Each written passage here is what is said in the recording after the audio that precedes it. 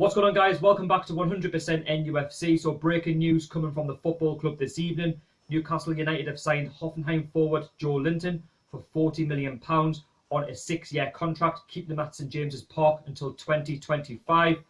We kind of knew that this was coming. It's been talked about for the last couple of months now. And this is a statement coming from Joelinton himself on NUFC website. He says here, "I'm really happy to be here. I know it's a huge investment the club has made in me, and that comes with huge responsibility. I'm highly motivated and hope to give back on the pitch." Head coach Steve Bruce went on to say, "The kid's got an exciting time ahead of him. He's a smashing young player, and we're obviously delighted to get him. It's been going on for a little bit now, so to get him is a great for everybody. He's got everything that a modern day player wants. He's big, strong, athletic, and of course, he's got age on his side too, which is vitally important.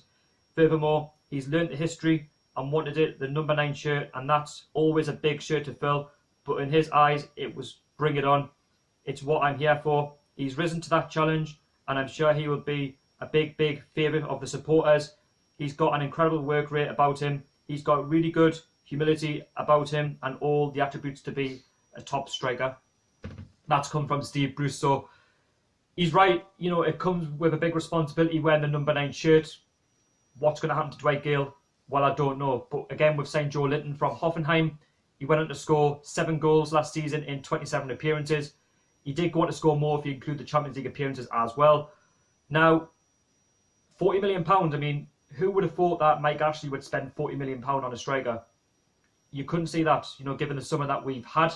I mean, my argument there would be, why was Benitez not back like that? I mean, it's come, I would say, 10 years too late. A couple of years into his reign at Newcastle, Mike Ashley should have been spending that sort of money. I mean, that's nothing to other clubs. The fact that it's taken them this long to spend that sort of money on a striker, I don't know, is a little bit worrying, but I'm not complaining. You know, he's at the football club. I don't know too much about him. All I know is that he scored 7 goals. He's made 27 appearances, and he's come from the Bundesliga. Now, the Premier League is a completely different kettle of fish. I hope that he does hit the ground running at Newcastle, because he can be something special. It seems like he's got a good attitude about him. Seems like he's got the pace. And as I've said before, I'm not going to get on his back. That's not what I want to do with Joelinton. I want to give him that chance to thrive as a Newcastle player. Next season, he could have a good partnership with Almiron, because obviously Almiron now no longer has that big price tag of being the club record signing. The pressure now is on Joelinton to deliver next season. Again, it's a new league for him, but he knows that he's got, you know, big shoes to fill with the number 9 shirt, and it's a famous shirt at Newcastle United. I'm just glad, you know, that we've signed a player eventually.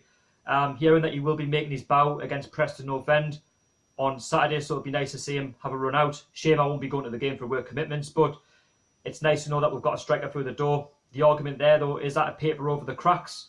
I still believe so. I'm still keeping away next season. That's just my personal opinion. I don't have anything against fans that still want to go. Mike Ashley, again, would have been worried that the fans not paying for their season tickets next season. I hear there was 11,000 left. So is that the reason behind that deal?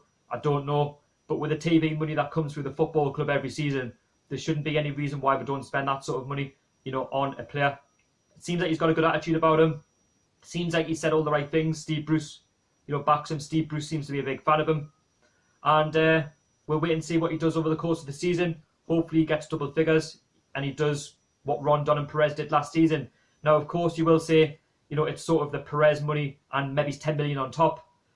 That's money that we were due anyway, so it's not a case of the Perez money for 30 million and then 10 million from somewhere else. No, I'd say that's money that we're due back from previous selling the players. So, like I say, welcome to Newcastle, Joelinton. I really hope that you have a successful career at Newcastle and you can make a name for himself, you know, at the football club, and that you can just get the goals that we need to stay in the Premier League next season. Am I still convinced that we're going to finish high in the league?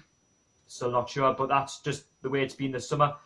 I hope that we don't stop there and that we'll get a few more players in the door. I've heard of the likes of Danny Rose being linked to Maximum. We'll have to wait and see on that one, but nice to have him at the football club, and I wish you all the very best, Joelinton. Okay. And it's nice to know that we've got a Brazilian as well at the football club, because we had Kennedy last season. He was a bit of a flop. We've actually got a Brazilian forward, so it's nice to know that we've spent more than Liverpool on a striker when they got Firmino from Hoffenheim originally. So good luck, all the best. And if you are new to the channel, don't forget to like, share, comment and subscribe to the channel. That's been my thoughts. Let us know down below in the comments what you think of the signing Joelinton or record signing from Hoffenheim.